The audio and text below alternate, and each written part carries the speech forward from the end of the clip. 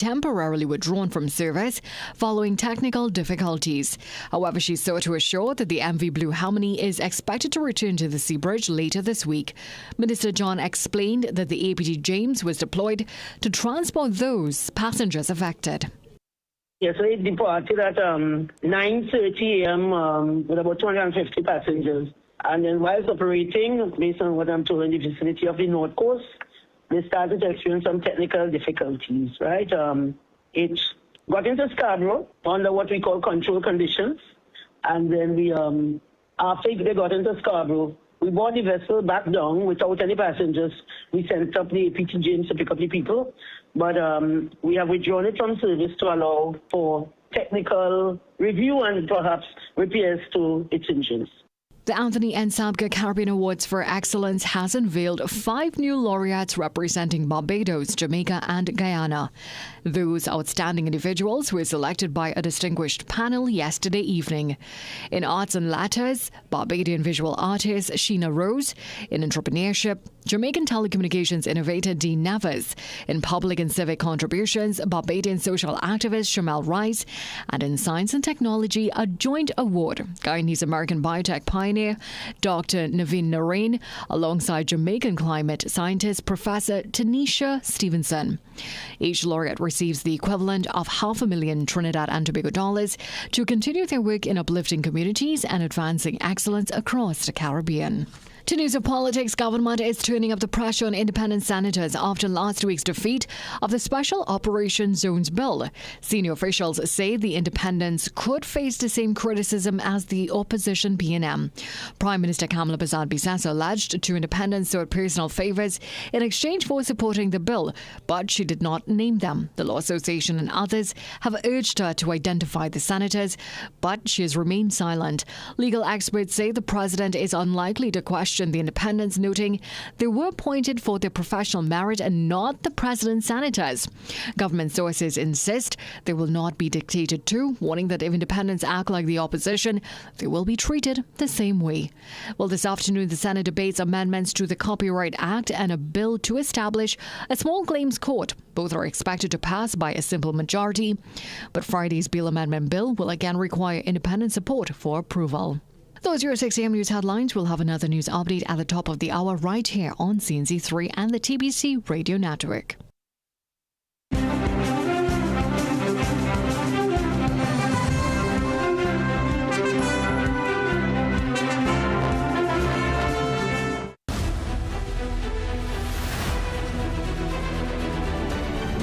The Morning Brew is brought to you by Omega XL. Live long, stay strong. Well, it's another day to get into our tremendous conversations here on the Morning Brew. Welcome, Trinidad and Tobago. There is so much ahead. We're going to touch base. We are going to touch base this morning with Vivek Sharon to treat with business and confidence in the business sector here in Trinidad and Tobago. We also get a chance to get into dialogue with Eddie Stewart. He, of course, speaks on behalf of the nurses throughout Trinidad and Tobago. Then later on, our digipreneur steps in. And for those who want to lose some weight for the carnival and beyond, we have a doctor coming in to treat with our nutrition and how we can get into that particular journey for 2026. As per usual, your calls. And I could imagine everything in between. It is time on this Tuesday morning to start the Morning Brew. See you soon.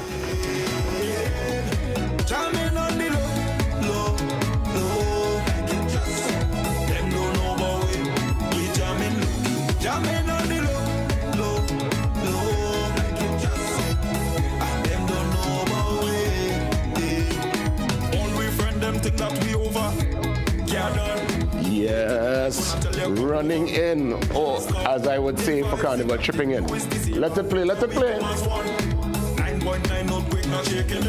Yes. Welcome. Jason Williams signing on. Another action-packed program ahead. I'm here with you till 8 a.m. I'm here with the team. Good morning to Angelo. Did not see Angelo for a minute. Did I see Angelo for the New Year? Happy New Year, Angelo. Respect and manners, my brother. Let's get into what's happening via the Trinidad and Tobago Guardian for today, the 3rd day of February 2026. It's a Tuesday, and yes, we are in the 2nd month of this new year, and there is so much already going down. And I must say the TTPS, and more so the man in charge, is definitely in the new cycle. Of course, we're seeing here where hunger strike is the, I guess, strategy for some of the prisoners who are up in arms with the conditions down there at Tetron.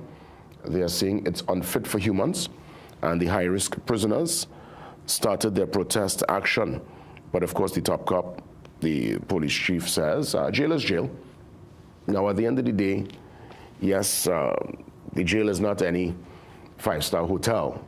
We could look, I mean, look at that picture there. I mean, it's concrete. I'm sure it's hot. Conditions cramped. We have seen footage. Remember, Rhea Rambali and the team went in. They went in and did a exclusive showing the conditions. And I remember that footage well. No place anybody wants to be. And obviously, for those who would have found themselves in the criminal web, well, it's been told for a long time it's either prison or the graveyard. For those who end up in the latter, well, it's a done deal. Your story's done. But for those still here within the land of the living, if you end up in the prison system, it's a tough one. And obviously, I know that's a whole different conversation, because obviously, I guess on paper, the mantra is supposed to really be rehabilitation and giving folks a chance to integrate back into the society. But for those who are just waiting to be heard, they haven't had their day in court just yet, and especially with the high-risk prisoners. Tetron being a place where they were placed so that they could not have communication and they could be a stricter and more stern, I would imagine, a more hands-on incarceration. They find themselves now really totally frustrated with the conditions there now. I mean, I don't know. We don't know what's happening, how the conditions are, but I know Tetron is not really a jail. That's a base for soldiers. So whatever they would have done there, again, the prisoners, they're saying, well, enough is enough. So this is an ongoing story, a fluid story. We'll see how things develop, and we keep our eyes on that particular development. And I want to say, of course, I mean, look at that. No place anybody wants to be. And again, this is a reminder to especially our youngsters looking on, for all the parents, grandparents, aunties, uncles. If there's someone in the household, someone in the community, they're going on a different path, you have to really talk to them, because it's when it gets serious when it gets serious. And when that door closes and you're behind there, yes, granted, men get some of the amenities and some of the, I mean, it's unfortunate to even say this, but clearly we have seen firsthand where people still get certain, they get certain items behind the bars and they're still able to, function, but still your liberty is gone. There's no freedom, and you have to live in conditions that are clearly less than complimentary. So here's a chance for all of us to talk to anyone who seems to be going down a wrong path, because we don't want them to be in that scenario. So that story develops on page 5. That was just a little advice to not only myself, but everyone looking on. Of course, we're looking at the protest yesterday at the Top Cops. Well, not so much the Top Cop. I mean, obviously, that's the police administration building there in Port of Spain. Still very much, I would safely say, a passionate bunch. It's not the numbers you would have expected for such a public scenario. The debate is on, the investigation obviously is ongoing, but they're calling for rights, for justice. Hands up to show, well, hey, I have nothing on me. The symbolism in that is quite clear. And the protest continues. And coming out of that, I'm seeing where a judge tells the citizens, is telling the citizenry to keep recording, to keep your phone on and record. Now, granted, the officers also are equipped with recording devices. The body cams is not being utilized. So until such, I guess the citizenry will record, whether it's audio, video, just to have at least a layer of transparency based on the interaction, because people could change stories and things could adjust. And obviously officers, some of them, not all, some come in a bit sharp, a bit hot, But even when the police side, I could kind of feel a little bit of frustration for them. I mean, in all honesty. Now, don't get me wrong. It's not a Trinidad and Tobago thing. We have seen this trend all over the world where when officers pull up, people obviously pull out their camera to tape the interaction, especially you see it in the U.S. in a big way. But just think about your job. If anybody was to really come up to you and record you while you're on duty, but then unfortunately, the bad actors would have made this reality possible even for the good actors. I mean, obviously, no one wants to be recorded while they're working. Somebody just have a phone on you, taping you while you go about your daily duty. But because of some of the bad actors, as I just mentioned, who would have gone over the boundary, brought injustice to the conversation and really treat with the citizenry in our most inhumane, I mean, we're talking here disrespect. It would have caused people now to tape the interaction, and I guess everybody now is under the scrutiny and under the lens, so that if indeed things go downhill, there is the video evidence to back up whatever claim. And I would suspect too that it's time to really get the body cameras out and rolling. So at least the police could also give their perspective of the interaction. Yeah, because sometimes we too, are defending all officers here. I don't hold a brief for the TTPS, but I'm just suggesting we too, as the citizens, sometimes we could, I mean, it's frustrating. I get pulled aside, you know, it's a frustrating scenario. So I know the frustration is expressed sometimes via our actions, our words, and the whole thing goes downhill. And it's a shambles sometimes, the interaction. I tend to just keep calm and comply, and if I have to complain after, I'll complain after. But I guess based on the judge and his particular advice, I know lots of people will be pulling out their phone, taping the interaction, whether they do it, you know, hold it up or they keep it low. People want to basically give themselves that layer of protection so that if there's any investigation, the transparency from that particular video could be part of whatever evidence that's required. With that being said, let's head to the back page. Now, we could treat with this conversation later. I want to hear your take on taping officers while they do their duties, and if that's something you're willing to do. I'd love to hear from you based on that development that was established by a serious and senior judge too. That's Justice Frank C. Prasad. So we'll touch on that later when we open up the lines after 7. Yeah, we have open forum today, so we'll open up after 7. TNT Under-17 start their World Cup quest. So that, of course, well, I mean, that tournament, despite all the festivities and what's happening, the youngsters, you know, they're on their particular path, and we want to wish them the very best. Our Under-17 men's football squad. They're going to kick things off tonight, actually, at the Hazley Crawford Stadium from 7 p.m. So if you have a chance and you want to see the youngsters, honestly, I would have gone, but I have a promotion to do in South, so I won't be able to be there. I like to, for giving advice, I want to take lead and be part of the advice. I don't just want to say something and not do it. I'm being real. If I was around, I would really probably want to go see the future of the football, but unfortunately, the reality is the seats, probably the grandstand, if so much. I know family, friends of the youngsters will be there, but you know, we need to really go out and support. But I guess the timing to Carnival, but even outside of the Carnival, you don't really see that kind of major turnout like back in the day. So youngsters, you know, hold your head up high and I guess give us a reason to believe again. And, you know, I want to wish these Under-17, the young warriors, the future of the football, the very best as they kick off their campaign. Let's head to the brief on this Tuesday morning. 2 trainees shine at the Grammys. I saw that development on Sunday night. Congratulations to them. And with the lady, I think Jolene is her name, yes. You're actually hearing the Trini accent, huh? You still, yeah, she worked, I believe, with who? You said, Angelo? With Rihanna, was it? Oh, yes, oh, the story, oh, yes, Lee would have put forward a story, and we'll treat with that later. So this is a Trinidadian-Canadian conductor, Kwame, who was on screen there, and of course, Trinbagonian producer Jolene Mendez, lifting the Grammy. Well done. As much as we were all Nipan having a time, 2 of our nationals made their way to the Grammy stage. Congratulations. Let's head to the Carnival Roundup, our Carnival Brew Iron Park. Some action from the Iron Park. And I know there would have been a feature. There's a feature inside today's Guardian on Cotain. So check it out. Cotain, very much part of the next chapter of soca music.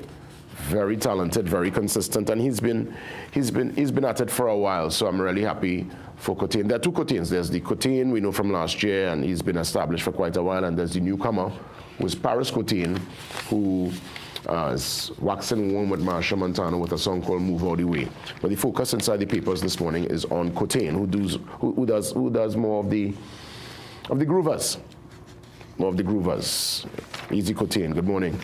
So with that being said, we take the pause, we come back. Vivek Sharon will join us. Indeed, a very important conversation. Chairman of the CRBC to treat with crime, business, and the economy, and business confidence in Trinidad and Tobago as we enter this 2026.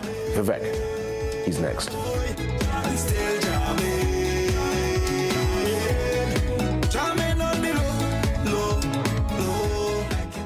Stomach discomfort again?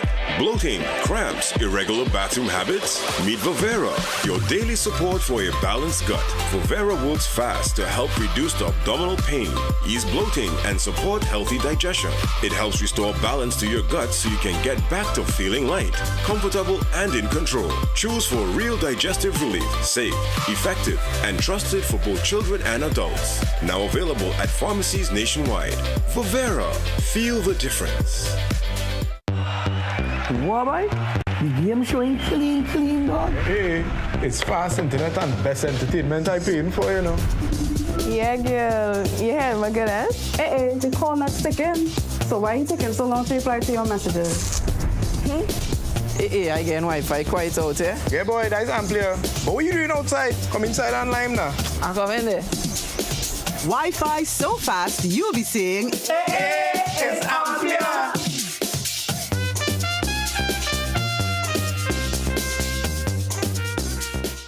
Get a loan at Bremont. The process is simple. Fast and efficient approvals. Receive funds within 24 hours once approved. And no penalty for early repayment. Located at 4 Gallant Street, Woodbrook. Remember, we like to lend. Gaming Express Limited is a premium importer and retailer of the highest quality brand name electronics. We stock the widest range of PlayStation, Nintendo Switch, Samsung, and Apple devices and accessories. Visit us at Shop 52, Level 2, Gulf City Mall in San Fernando, or contact us by phone or WhatsApp message at 687-7480 or 301-9797 or 798-1280. Like our Facebook and Instagram pages for updates on products and services. Vibes and Soca Cooler Cruise is back. Viber City 105 FM and Team Undrunkables is bringing you the ultimate soca party experience on Carnival Wednesday, February the 11th, aboard the iconic Ababasta. Boarding at 8 p.m. and sailing at 9 p.m. Tickets are just $250 and are available at all cachet outlets, Guardian Media offices, Port of Spain and South Park, and online at islandetickets.com. Yes, I am a road man, and every year my program, the thing me am a work and go over and stay.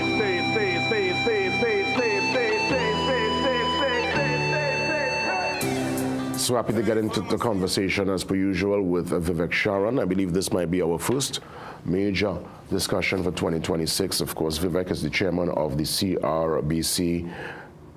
Great to see you, Vivek. Welcome. Happy everything. New Year, Carnival. Happy birthday. just welcome. Great to see you. Great to see you, man. Our first major discussion. And it's an important one based on our economy and our projection for 2026. As per usual, Vivek, good morning. Thanks for coming on. Good morning, Jason. How are the feds treating you, Jason? Vivek? You behaving yourself or you can't behave yourself? Which one is it? Somewhere in between. I've found a nice sweet spot in between, you know. But truth be told, I tired like that this morning. But we have to rally. You know, the show must go on. And, you know, I'm watching, despite all the festivities with the Carnival, there are a couple of major developments. And I would imagine that focus on non-energy, or at least the non-energy momentum, because we're seeing closures, we are seeing obviously some shifts in that energy space. And we've always heard of this diversification conversation. It's one I've been hearing since, I always say on the program, since I'm in khaki pants, Vivek, and tall socks. That's primary school. Are we anywhere closer? Is that pivot at this point in time necessary, and how do we get there? That pivot is extremely necessary, Jason. I mean, in a real sense, it is a necessary adaptation, I think, to the circumstances. I read an article the other day by an economist, Dr. Henry, and he kind of has it spot on where he's talking about the economy, in a sense, is under pressure, is shrinking a bit because the government themselves don't have the funds that they used to. And coming out, after the election, new administration and so on, a lot of things being revealed about the debts that that the government has. Procurement debts, in a sense, people need to get paid. Public sector debts. The public sector is saying, we want all our money, we want it all in cash, so to speak. We don't want deferred payment. All of those things are going to have an effect on the economy, and not a very good one, I must say. Then there's a situation of VAT returns, millions of dollars that were owed by the previous admin in VAT returns. The other issue is, oil and gas prices continue to be depressed, and therefore there's less income coming into the government. So the government has decided that they're going to, utilize a tax structure, a different tax structure that people find, it's taken some getting used to. The knee-jerk response a lot of the times is that people don't like the new tax reforms, the new changes in the taxes. Natural gas was the last one that increased. Immediate response from TCL that they're going to raise prices and so on. So these aren't things that are going down easy, but I would say that they're necessary things in order for the government to keep ticking over. We also have situations within sectors in that some sectors are said to be not performing as well as others. So one of the things that have come up quite recently is bar owners and things are saying, well, listen, we're shutting down, we can't, it's taxes, but really when you look at that space, I mean, a lot of people are saying the services sector is declining, but I would say differently.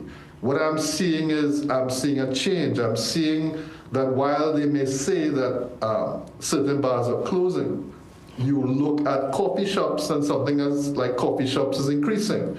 You're looking at small restaurants or new restaurant openings, and you see that there tend to be more restaurant openings, particularly around that sort of breakfast, nook or that breakfast sort of thing. So what we're seeing here within the industry is an adaptation and a change in circumstances. Is this sustainable? Is this sustainable? Do you believe that breakfast business model? Because I try to figure out what safety net is there for the SMEs.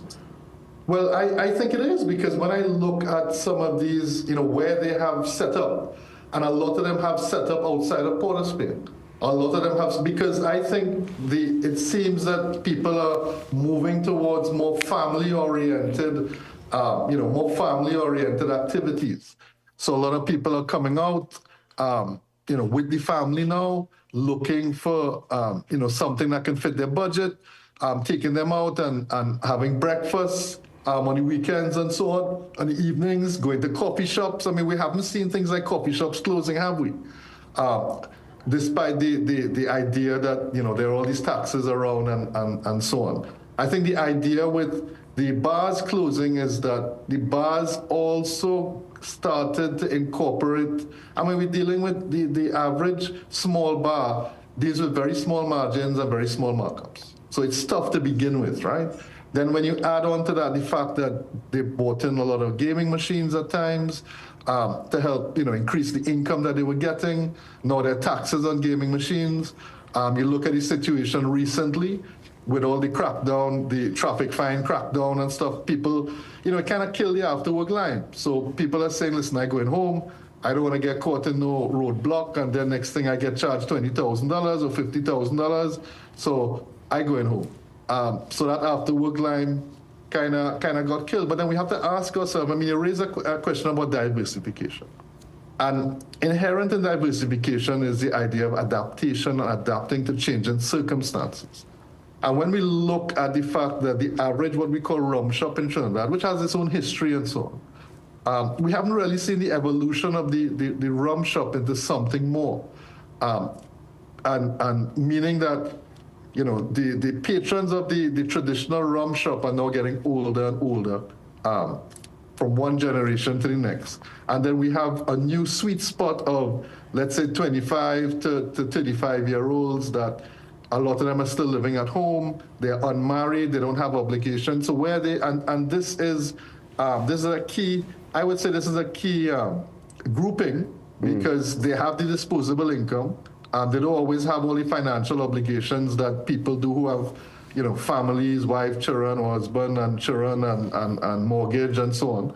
And where are they spending their money? Are they going to the rum shops or the small bars to spend their money? And the answer to that question may be no. So then what do the small bars do in terms of marketing and so on? How do they market themselves? How do they position themselves? And that's a question all of us need to ask ourselves going forward into, I would say, you know, this new situation, this new economy. Despite that, not all the news is grim news or I would say bad news. I've been to, Amchan had a seminar the other day.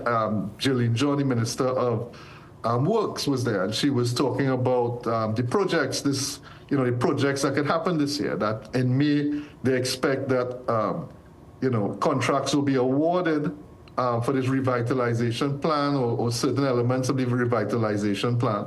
And that in August, she's hoping that there will be boots on the ground, meaning that works will start. If that does happen, I think it would inject a lot into the economy.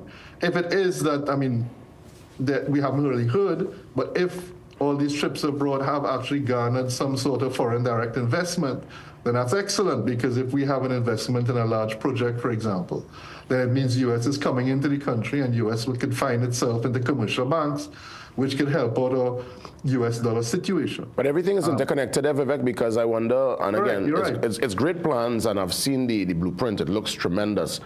But I want to take it now to the issue of crime and criminality, because you would have told me here on the program that in itself affects investor confidence. So it's one thing to put the nice shiny buildings, but if people are not coming out and partaking, you're speaking of the rum shop, so as I would say, the hook and spits kind of becoming less of an option. The younger people deciding to stay home, spending their money elsewhere, finding new ways to entertain themselves. But I want to think of the bigger picture now in terms of investor confidence, especially with foreign entities. Are they still willing to spend and to come to Trinidad and Tobago to conduct business based on, unfortunately, our crime stats that we've grappled with for so many years? Yeah, well, let's get into that. That's really interesting, because I find the crime stats have decreased. I think there's a lot of things that added to that. No doubt the TTPS have, there's been a change of leadership in the TTPS that had some effect. But also, the American ships in the Gulf also had some effects, because it kind of shut down completely that contraband trade between Trinidad and Venezuela, with ships coming and bringing anything, anything into our waters anymore. We also got some insight from the Minister of National Security, just how porous our borders were. The fact is that, I would say, in addition to perhaps the shutting down of CPEP, which led to some, it had some ancillary negative effects, that shutting down of CPEP. But what we did see is that it did also have some effect on the crime. I think the crime, it lowered. But what we have to remember here is, and you see, that's why, the business chambers, or our chamber, supported the ZOSO. And we supported the ZOSO because this is exactly what we were asking for. We were asking for increased police presence. We were asking for, joint patrols with the Army. And do remember that in Trinidad, right, the majority of let's say, commercial areas are mixed, meaning that there's residential and that there's business. So you look at many of the high streets. You look at all of those roads off the high street. Look at El Samo, for example, El Socorro Extension, business, large business, people living. Aranguez Road, El Socorro Road, Page Road, Tunapuna Main Road, Shogunas, many, San Fernando. Many of these areas is mixed, meaning that there is business and there's residential as well too. when you talk about hotspots, the fact is that many businesses have been operating in hotspots for decades. We know this. We know that the place we're operating in is, I would say, a hotspot for crime. Nonetheless, people continue to operate. People continue to live there. I don't see how it would have stigmatized the community. But if it meant that we were going to have more police presence, if it meant that there would have been a focus, then potentially it could have increased commercial activity, because it does have, there is tied. You were right to say, crime does affect a lot of these small bars as well, too, because how many times on social media have we seen videos and CCTV footage of criminals running into bars, shooting up the place, and so on. And then, obviously you're telling yourself, well, that's not the place I need to be. I don't know what to expect if I pull up in a bar. Next thing you know, people run in and start to shoot up the place. But, but I want to make the point, respectfully, that sometimes, sometimes people don't live the life that we live, right? And when I say that, I mean SMEs, family businesses. I mean people that drive to work in the morning, open up their shops, and their doors are open, meaning that anybody could come in. Whether your office is in the back, whether your office is upstairs, anybody could walk in there. And that is why we tend to feel the brunt of crime.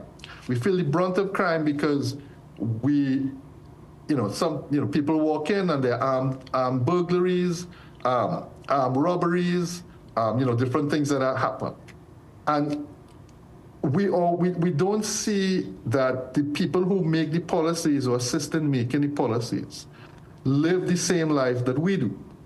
And I have known over the years, and over the years, how many business people have actually been killed, shot, because of crime, right? In their business, in their home, going home, things like that. And so, when we watch these debates happening, and we watch the people who are representing our nation in the debates and so on, in government as a whole, I don't often see that I don't really see people that come from that very large community that I am part of representing, which are the small and medium businesses. And if you ask us, you ask me, what it is that, what we face and what we see and how we see this also, we see it from a completely different way than other people have. And we who live and operate in hotspot areas, we also realize that many of the community problems, the ZOSO or the government, it can't stigmatize a community. A community stigmatized by crime has been stigmatized by its own. It's been stigmatized because there are elements within the community that for decades have thrived there, and everybody knows the gangs, and everybody knows the bad boys, and everybody knows what's happening, and people have learned to coexist with that. And in some communities, it's gotten even worse. And you said rightly before about the police and sometimes some of the things they have to face when they go into communities. And we see that on social media. We see police decide that they're going to pick somebody up, a person of interest, or arrest somebody, or take somebody to the police station, and immediately there's community upheaval, and there's a very vigorous, aggressive response. And it's almost as if these communities are living in a kind of Stockholm syndrome. And the fact is that they have been in close proximity with gangs for so long that they have learned to coexist with them in a sense that, you want money, the rest of us will go to the bank and get money. In some communities, you don't go to the bank. You go to the bad people, and you say, I want a loan, and you get an interest-free loan, and you have to pay it back. A lot of times people go and they say, I'm looking for a deal, and a lot of stolen items are also, bought in certain communities. So people live a different life. And as an employer, I have often employed people from these communities, good young people. And I've listened to them, and I had conversations. I said, well, you're living in this area, what happens, And I've got an insight, I feel, as an employer over the years about how they feel. How do constructive, ambitious young people who come from those communities feel? And they don't like what happens in the communities either. I've spoken to young men who said, well, listen, my sister gets shot in her leg. In the night, we had to hear gunshots. I've spoken to another young person who would say to me, boss, I get up early in the morning, I leave, and then when I come home, my mother lock the door, and I don't come out again until 5 o'clock in the morning. And that's how they live their life. They don't really integrate within the community at certain hours or with certain, with certain types of people, because everybody knows what's happening in there. And so the idea that, how do we fix that then, Jason? From year to year, we keep talking about it, decade to decade, admin to admin. Yeah. How do we critically address the issues within these communities that have been effectively occupied by criminal gangs if we don't have a more focused approach to getting in there, right? And restoring, the letter of the law back in there for everybody's benefit. Well, as we wrap things up, I'll say, Vivek, you've hit an important point, and I think it's imperative now to get the business interest and the business voice in that major conversation when policies are being made, because you would have said, through your lens, you would have seen it from a whole different perspective. I guess we'll stick the pin there for now, Vivek, and let's continue the conversation after Carnival to expand on some of the points we have put forward this morning. Have a great one as always. Great to see you. You too, Jason. Take care. And all your viewers, enjoy Carnival. That's right. Vivek Sharon there, the chairman of the CRBC. Seeing it through a different lens, obviously. He's in business. He speaks to business interests. And a valid point. When they open up their business, any business, the door is open to all and sundry. Anybody and everybody could walk in. So it's almost like you are sometimes a target, and we have seen, unfortunately, where people would have gone into businesses and tried their hand, whether it's a all-out robbery or they're trying to, put stuff in bag, down in pants. I mean, it's a high-risk line of work, and it's important to have their conversation in the mix when policy is being put forward. So, Vivek, thanks for touching base. We take that pause, and we come back on this Tuesday. See you soon.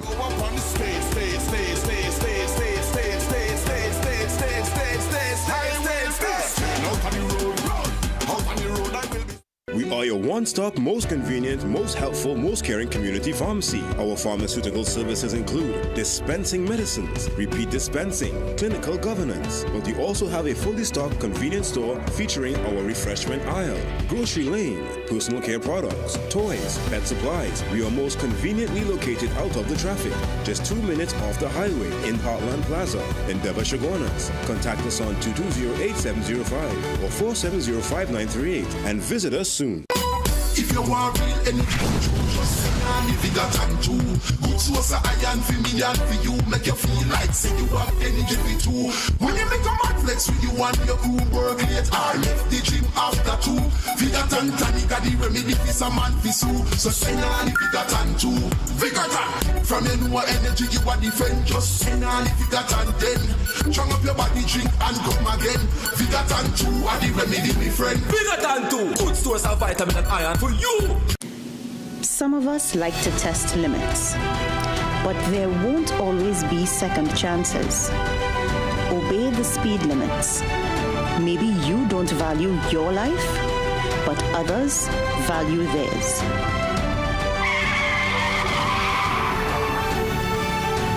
A message from the TTPS.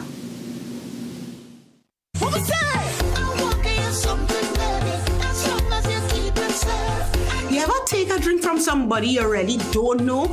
Well, some free drinks could come with a very heavy price. And this year, we're not thirsty for trouble. So choose to keep an eye on your drink. And if you didn't pour it, don't drink it. Don't drink from nobody, baby. Cause this year we're making better choices. Oh, Lord, for a safer carnival.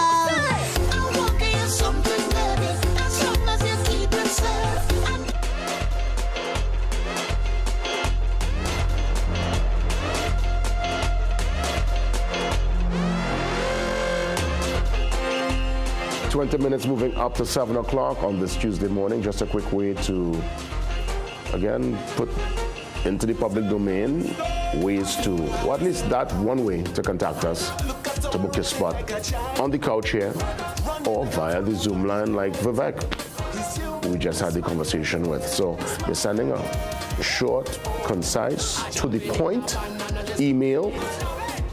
We don't want no thesis. 20 pages. Information, and we'll put you in a gap. tmb@cnc3.co.tt. You'll get a response from Nikisha, we got Amisha, and every now and then Angela will step in like a hero, and they will respond, put you in a game, and we'll see you soon. Let's head across now to our social media handles, Instagram, Facebook, and X. Lots of information there, especially for the carnival lovers. The Instagram is hot right now, Every major event, we are there and we're giving you in real time. Matter of fact, sometimes the event going on and you're getting a little flavor as to the festivities. And right up until like Sunday, I got lots of perspective from the pan via the Instagram feed. So log in and stay on top of all what's happening in and around Trinidad and Tobago. You could also do that with our mobile app. It's a must-have on your smartphone, your number one source for verified breaking news and all your favorite content and programming details readily available. Let's head now to the Trinidad and Tobago Guardian. That's right. It is the foundation, the bedrock that we would have built this, I would say, this entity, this organization. Started obviously with the papers, still very much relevant and adapting to the times. That's why you can enjoy the Digital Guardian when you visit guardian.co.tt. Let's head across to our food for thought this morning. Let's read.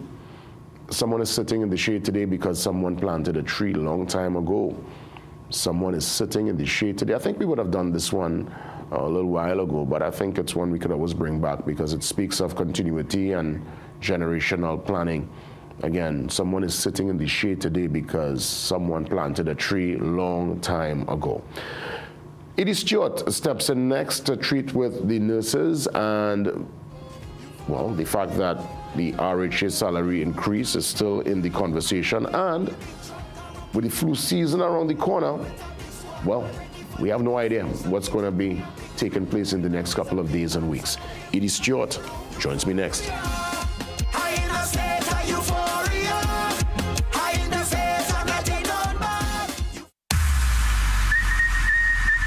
You are cordially invited. Art form is only one I have. Art Form, The Invitation, a special night with Nadia Batson and all the biggest names in soca. February 7th at Queen's Hall Garden from 5 p.m. to 12 midnight. This is a personal invitation to you. One night, just you, me, and the art form. I'm working on something, baby. Just promise to bring it back in pieces. Accept the invitation. Tickets available at Terminal 4 Long Circular Mall, Digicel C3 Center, Eastgate and Independence Square, fax, Arima, and online at islandetickets.com. This is your invitation. 111 R4.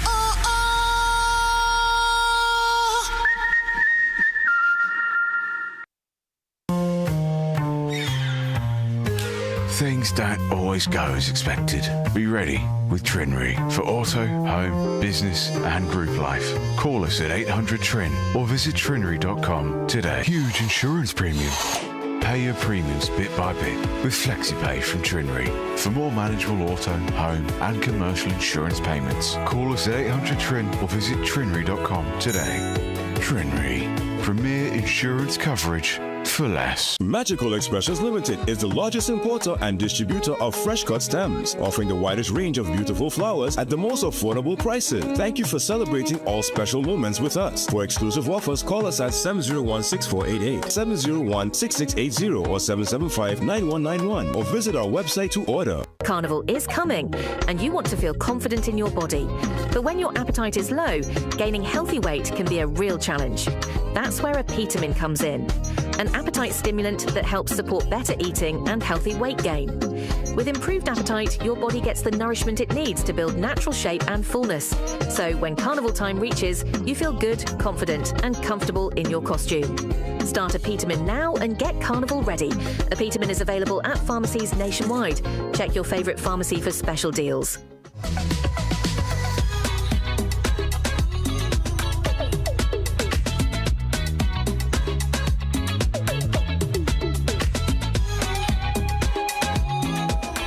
The music of 2026, the Carnival Experience Sweeter. Oh my goodness, we We'll treat with that later on. Let's get into that conversation with Edie Stewart, the president of the TTNNA. He represents the nurses.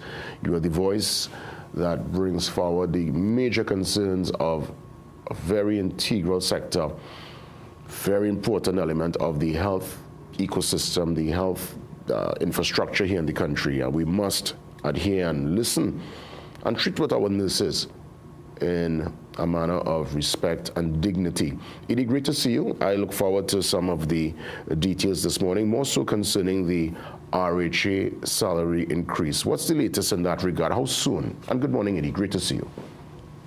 Pleasant morning to you and your listeners. It's not good news for RHA workers, and you know, really and truly this morning I'm speaking on behalf of the vast cross-section of RHA workers who are really disgruntled, really demotivated, and wanting to demonstrate to government officials not to take them for granted for one day more. It's really becoming overwhelming now. The TTRNA are one of the 3 unions within the RHAs that have RMU for different groups. So TTRNA has it for a supervisory group, doctors, MPAT has it for doctors, and UJFW have it for daily paid workers. But the vast cross-section of RHA workers are really unrepresented at this time. But what is even more peculiar is that the authorities are treating everyone in the same boat as if none of the unions have RMU at this present time. We would have been engaging in negotiations with the ERHA, and they are telling us, even though we would have achieved RMU since last year in 2025 for a group, they are telling us, look, notwithstanding that, notwithstanding you are the legal authority, we cannot give you an offer. They can't even provide an offer to us. So the CPO and the Minister of Finance and the government is telling workers via press releases that you must negotiate with the RHAs. And then when you sit down with the RHAs say, look, we even know what to offer you. So go back to the Ministry of Health, go back. So it is really becoming overwhelming, as I indicated. And what is even more troubling is that the body for you to get RMU status through, the body to give you that legal designation that you have the authority to negotiate is not even present, which is the Registration, Recognition and Certification Board, the RRCB. It has no board appointment for the past 70 days of going on. 3 months, there's no board in place. And we would really want to know if this is a deliberate attempt to prevent unions, not just the TTRNA, but all unions in Trinidad and Tobago from obtaining recognized majority union status. Somebody needs to let us know, because that is the prevailing sentiment out there, that the Minister of Labor, the Honorable former PSA President, Mr. Leroy Batiste, why he's not appointing the RRCB board. It's very confusing. Yeah. Someone who came out of the labor fraternity, one would think and understand the importance of such a body. Without that body, the definition of a worker can only be adjudicated upon by the RRCB. There's no RRCB board in place. The ability to gain RMU status to legally negotiate is not there because there's no RRCB board. And so we are trying to understand what is taking place within the authority. And this is happening. And even worse yet, the 10% that has been given, negotiated by the PSA with the authorities. The ERHA is saying, look, we will apply that 10%, but we don't know when. So we would want, going forward, we have one thing in our mind, that the government must apply that 10% given to public servants across the board. And we'll be pressing home those positions strongly in the coming days, weeks, and months. And we hope, the health sector is not unduly affected, but enough is enough. 2013 salaries in 2026, with no hope, no real sense that this is going to be addressed in a timely manner, we will no longer stand for it. And this is happening at the same time where, from what I understand through very good sources, there is some challenges as it pertains to human resource and the material.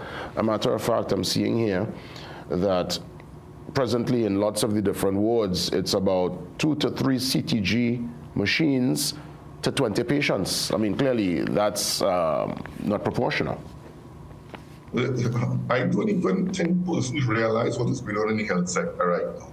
Now, there are certain RHs that operate a little more efficiently than others, but there are some that are critically short-staffed, and as you rightfully indicated, the resources, the consumables are just not there. And it is actually taking nursing personnel, I will tell you this, without fear of contradiction, taking nursing personnel, liaising with their colleagues in other RHs to source material to get it down to their institution. And that is happening. I saw something come out of Eric Williams Medical Science Complex. Nurses have to beg their colleagues in other RHs for needles.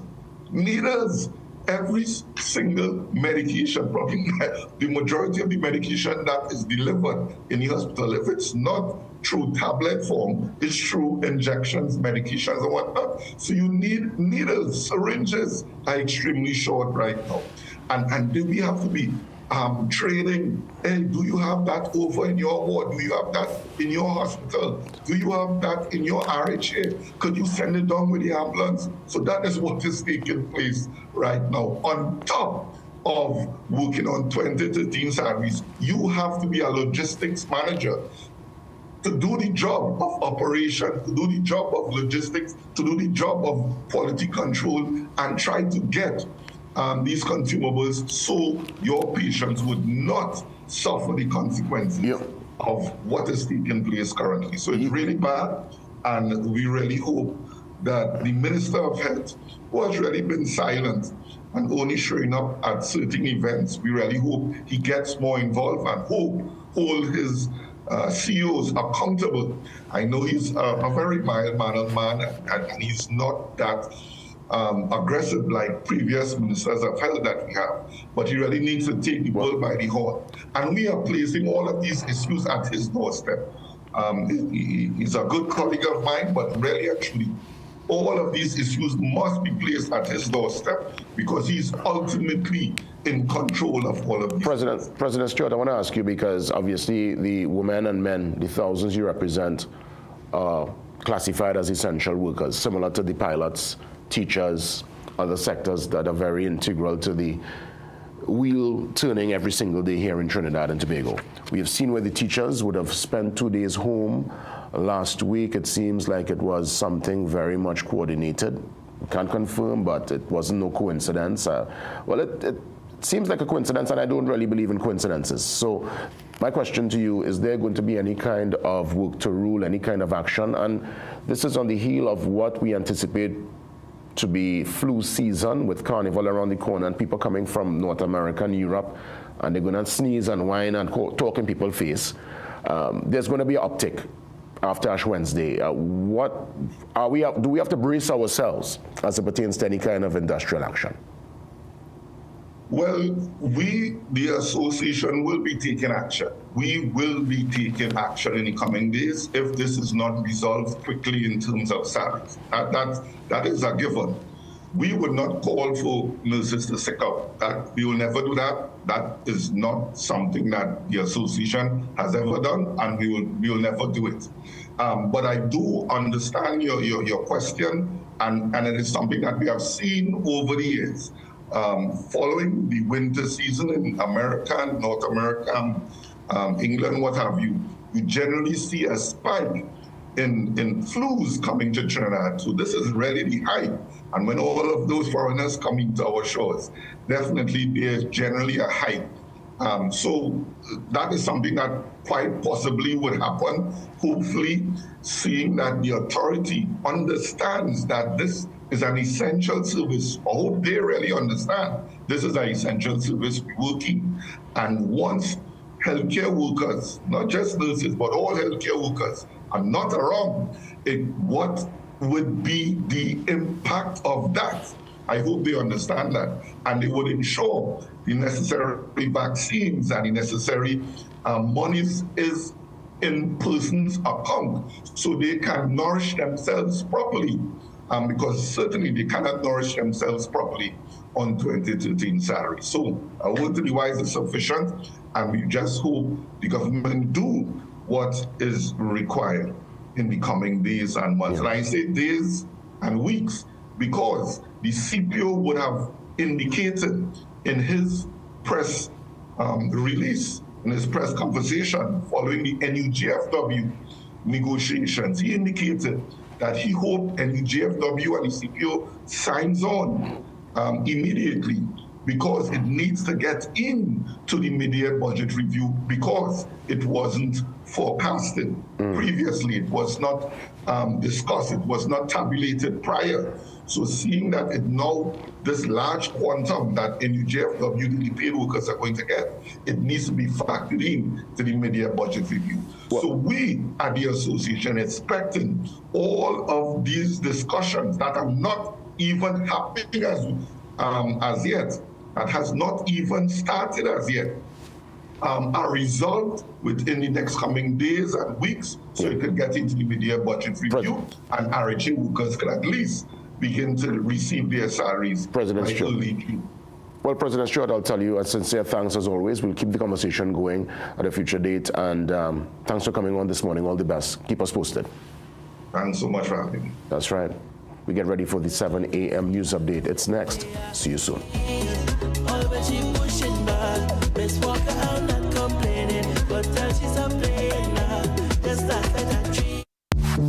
Period nights don't have to look like this. Move less, wake up to change. So change for a real night's sleep with Always Overnight. Its 3 times protection system absorbs, locks the fluid, and keeps it away from your skin. For protected nights without leaks. Always.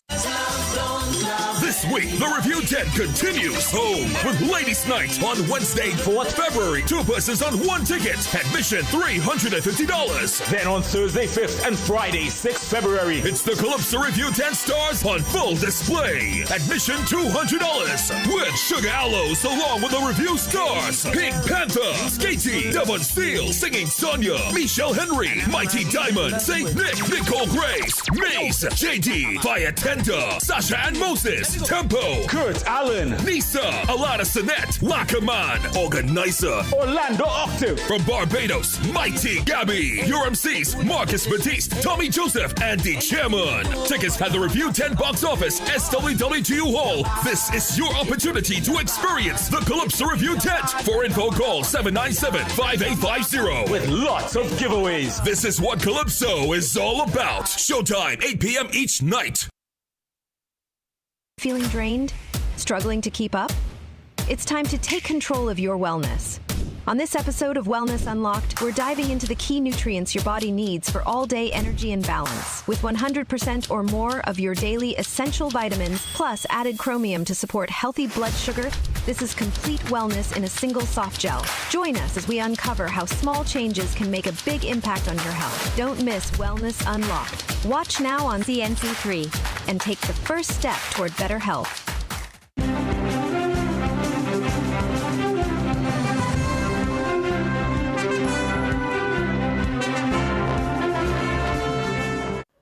A very good morning, I'm Akash Samaru with headline news on CNC3 and the TBC radio network. Prisoners currently held at Tetron and Storbles Bay in Chaguaramas have embarked on a hunger strike, demanding to be returned to the facilities they occupied before the state of emergency. The 11 inmates transferred from the maximum security prison under preventative detention orders say the military-style facilities are unfit for human habitation. They accuse prison and police officials of using psychological pressure to break them and insist they should be returned to regular detention. The hunger strike began yesterday, with prisoners refusing all meals. Police Commissioner Alistair Guevara responded, stating that inmates in lawful custody do not get to choose where they are housed, adding that assignments are based on security needs and available accommodation. He maintains both facilities meet the standards for lawful detention, but the prisoners claim their constitutional rights are being breached, alleging beatings, denial of legal counsel and family visits, poor sanitation, and inhumane living conditions. The Prison Officers Association agrees incarceration must never become punishment in itself, warning the allegations raise serious human rights concerns, especially as many detainees have not been convicted of any offense. The head of the First Wave movement has warned of increased protest action across Trinidad and Tobago as he continues to call for the resignation of Commissioner Alistair Guevara. This follows the fatal police shooting of Joshua Samaru. Outside the police administration building in Port of Spain yesterday, Abdullah said demonstrations would expand into communities nationwide if what he described as a lack of accountability and leadership within the TTPS persists. He has written to Commissioner Alistair Guevara requesting a meeting on behalf of the victim's family present. Abdullah claimed that no member of the TTPS has contacted Samaru's family yet. He ripped up an image of the Punisher insignia, which the top cop uses on his tactical uniform. There is intention to go to every community and to have a protest campaign. We are going to continue to pressure the agencies to respond, like for instance the Punisher insignia that he wears on his arm, and he continues to wear. We have written to the commission, the police commission, and asked them to discipline the commissioner of police as regards to this. This is not part of the uniform. This is not the signal you ought to be sending to the populace of this country. And we warned the population that this was going to end in blood. And a former police commissioner says calling out the riot police for a protest on Sunday was overkill. Guy Griffith says the mere presence of officers provided ammunition for the protesters, who are already convinced that the police are being heavy-handed. Protesters on Sunday were upset at the sight of officers and questioned why such a peaceful expression against alleged police brutality warranted such a response. The protesters spoke out against the killing of Joshua Samaru and the wounding of his girlfriend, Kaya Seeley. Griffith says there is no set protocol for calling out riot police, but it's usually done to quell disturbances, which was not the case on Sunday. Griffith says the laws should be changed as there are many colonial laws that police officers waste time enforcing, including the need for permission to stage protests. Well, those were your 7 a.m. news headlines. We'll have another news update at 8 a.m. on the TBC Radio Network.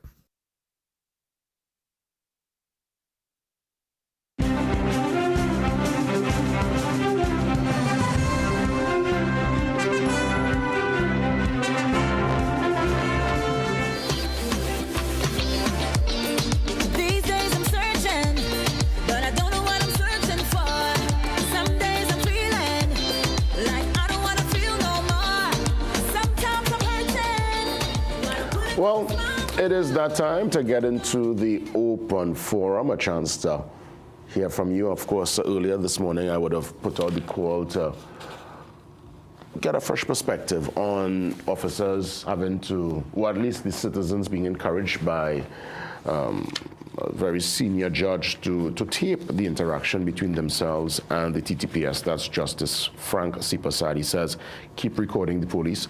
Now, I would have mentioned that it's really frustrating.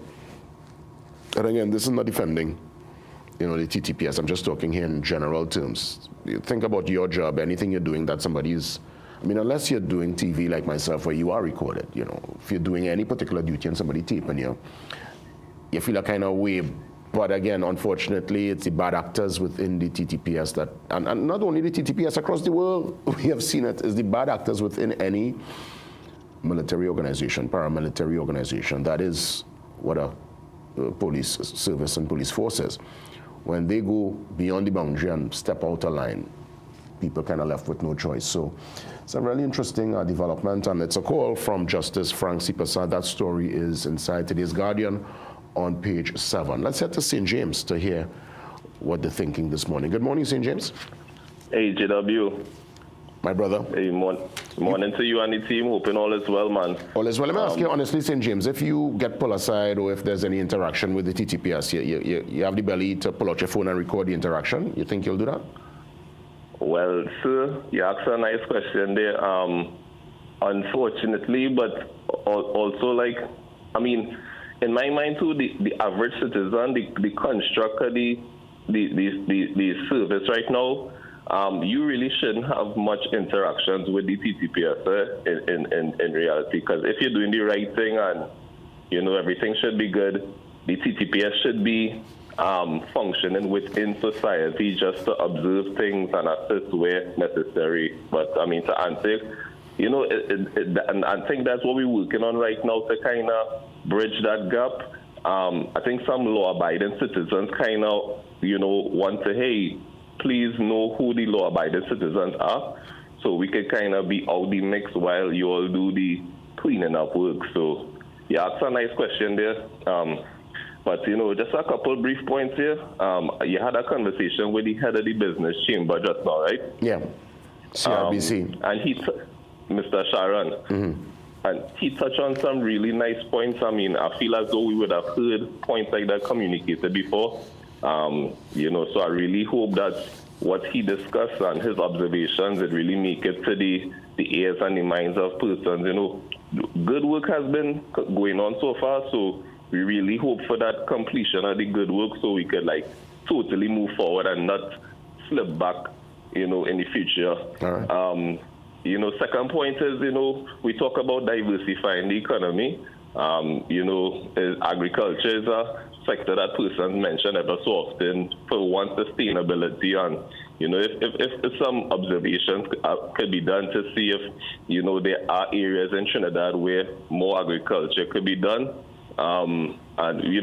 People, youths have been interested in vehicles a lot.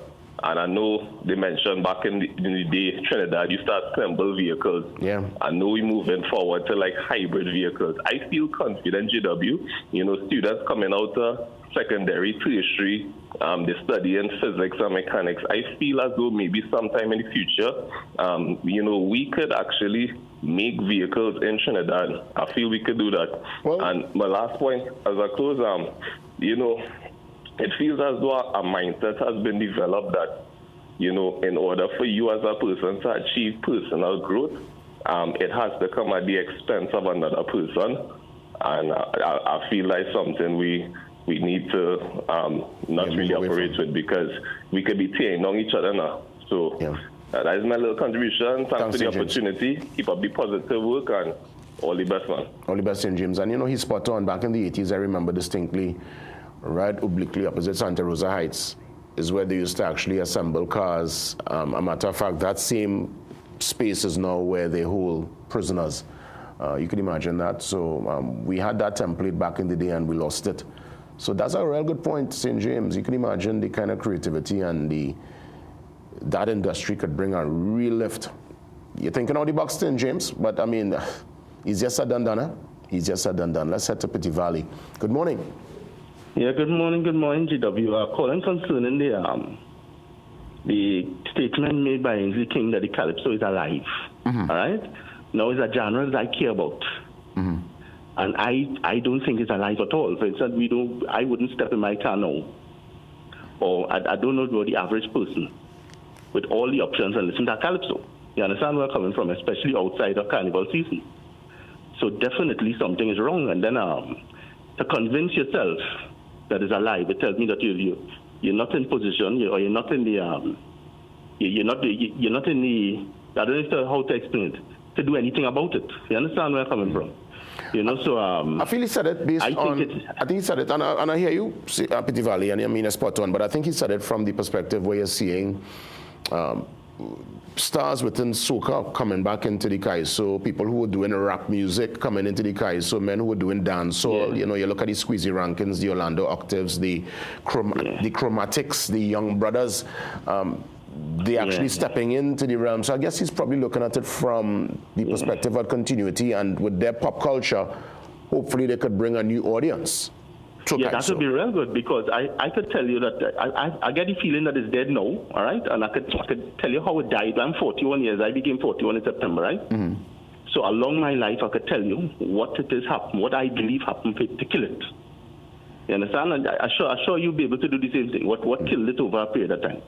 You understand? Yeah. So I don't know. Maybe next time you have him on the set, if you could ask him, what do you do during the course of the year to repair them? And not only that, do we have somebody there that is in touch with world trends in music? Does he know anything about what's going on today in pop?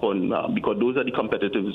Those are the competitors to any genre of music. You understand where I'm coming from? And it's so sad, Petit Valley, because Kaiso is the grandfather of soca, reggae. That I care about. All these genres come out of Kaiso. You know? Exactly. Yeah. Exactly. Well, okay, man. Have a good day, man. All the best, Petit Valley. All the best. But in all honesty, I mean, you could get a little Kaiso, Vibe City 105. They sometimes dabble. I-95, in all honesty, you hear Kaiso on certain stations. You still get a little taste and a little flavor of the traditional Kaiso calypso. But yes, it's. I remember the days of the March Gras, Grandstand and North Stand full up. Now all you get is probably the Grandstand. I don't really feel people come out the March Gras in North anymore.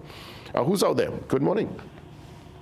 Blessed good morning to you, sir. Welcome. We enjoy how you articulate yourself and your program. I have a very pertinent and excellent contribution for any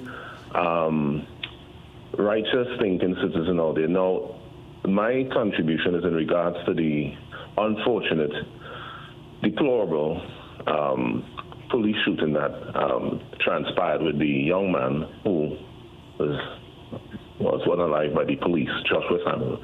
Now, sir, I thought, according to the mission statement or motto of the Trinidad and Tobago Police Service, which says to protect and serve. With pride. Now, when we accentuate and break down the words to protect and serve, now who is the protect and serve to fulfill that role too? Is it to the members within, or is it to protect the citizens of the Republic of Trinidad and Tobago, or to serve the citizens of the Republic of Trinidad and Tobago? And so it gives a feel right now, the climate of this country, it feels like a police state where law enforcement can seemingly do as they please, be protected, and unfortunate, if you hear from the citizenry, the level of separation, meaning the trust levels, citizens really are in fear. And why should you be in fear of your own law enforcement, or that an arm that was created to protect the people are in fear of? So it gives a feel that we are worrying about the criminal element, but then also who do we run to? We also running from the law enforcement, and it seems like transparency and accountability is a huge issue with the TTPS. And I think going forward, I think there needs to be serious reform where there could be more accountability. And as you can see, I listened to your contribution this morning in regards to Frank C. Prasad, and God bless that man for his approach, because you have to be a critical thinker. And if you notice in the delivery of many law enforcement officers, they lack emotional intelligence. And I mean, had they had a proper, well-trained approach to even that Joshua Samuel situation, it could have ended different, sir. It could have surely ended different. You could have given some verbal commands. You could have approached the vehicle in a cautious manner, taken cover to ensure you could identify who's in the vehicle. No, just run out and let me bust the gun. Sir, so that's my contribution. I hope it was well received in good spirits. Yes. And you have an excellent day, sir. And all the best to you. And it was good to hear a new voice, a fresh perspective.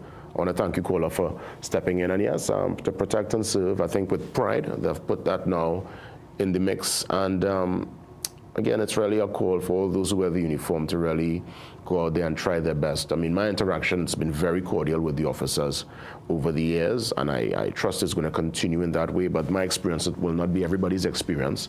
And I know their job is a really tough one because, we are a bit different to this place called Trinidad and Tobago, but still, I think the officers, based on their training, supposed to hold themselves to a kind of higher standard, even if we drop the ball. We take one more and we wrap things up. Good morning, caller. Welcome. Pleasant morning, Mr. Jason Williams. This is Mr. Tabakit here. So, Tabakit, I want you to stay right there because I got some follow-up on yesterday's commentary. I know you would have mentioned the riot, not the riot, the riot squad and the tear gas pelting. So apparently, someone would have reached out to me, and I think this is someone from National Security. They said, and I'm going to quote it here. They said, a Minister of National Security does not have the power to issue such instructions to the TTPS. They're saying that the sole discretion is up to the Commissioner of Police to make that kind of judgment call. So I guess they shift the blame in that particular scenario to the commissioner at the time, which would have been, who was the commissioner at that time, Tabakit? Do you recall? Was it Gary? I think Gary, and was a transition. Transition. It happened to believe. Yeah, but let me answer this in this way. In all your life, walking down or walking up Frederick Street, you ever see a pink donkey walking on Frederick Street going up, down or up? No, I've not seen that. Well, let me say this. You see, there is a concept, the hidden hands concept. And the hidden hands concept will power what the both of us will not see. And I think that should answer the person who call you to school you. They should know the hidden hands concept, that power wheels and it comes down and the people below have to do the dirty job. And that is for the person who is listening, who was schooling you.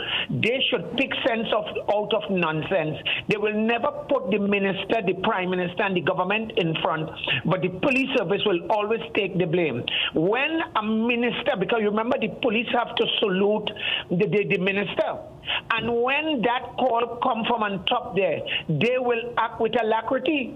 So I speak to that there. I think you are innocent in the whole conversation, but I think I would have done that to tell them I safeguard Jason Williams this morning. No, well, I mean, you raised the answer and you strike a chord yesterday, because I mean, I was getting messages after, and I say, well, Tabakit, you wake up the place. So I mean, that's what the open forum is about. The open forum is to advance and to push the conversation.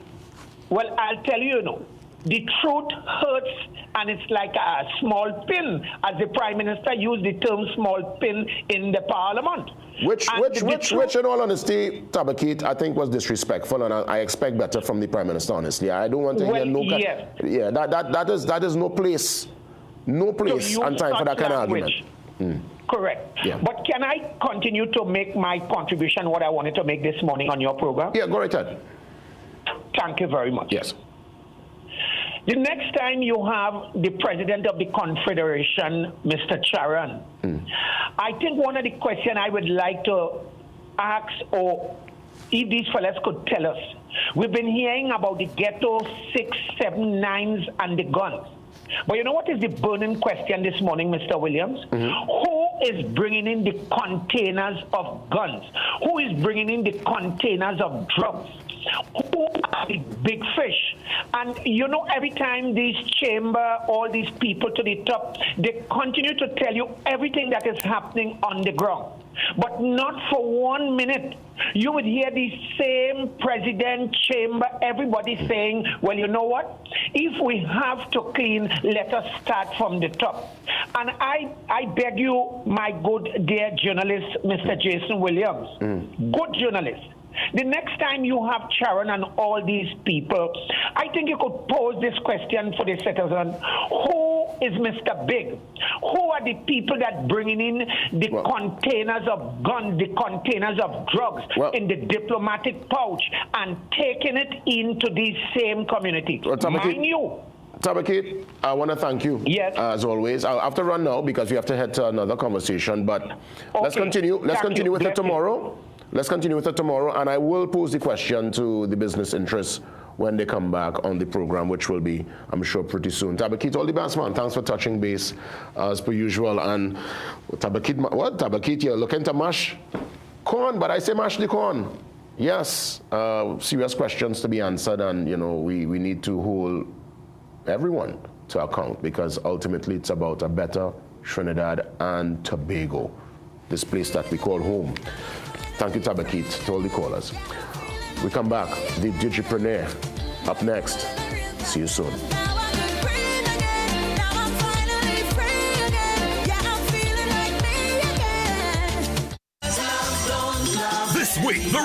event continues. Home with Ladies Night on Wednesday, 4th February. 2 persons on 1 ticket. Admission $350. Then on Thursday, 5th and Friday, 6th February, it's the Calypso Review 10 Stars on full display. Admission $200 with Sugar Aloes along with the review stars Pink Panther, Skatey, Devon Steele, Singing Sonia, Michelle Henry, Mighty Diamond, Saint Nick, Nicole Grace, Maze, JD, Fire Tender, Sasha and Moses, Tempo, Kurt Allen, Nisa, Alana Sinette, Lackerman, Organizer, Orlando Octave. From Barbados, Mighty Gabby, your MCs, Marcus Batiste, Tommy Joseph, and the Chairman. Tickets at the Review 10 box office, SWWGU Hall. This is your opportunity to experience the Calypso Review tent. For info, call 797-5850. With lots of giveaways. This is what Calypso is all about. Showtime, 8 p.m. each night.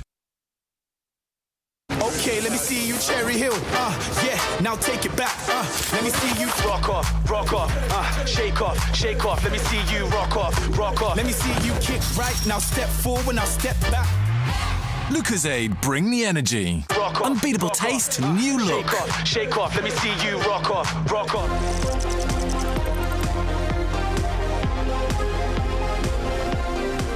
Have no fear, the Digipreneur is here. Karen Rose joins us on the Zoom line, straight out of Thailand. Yes, living your nomad, your digital nomad life.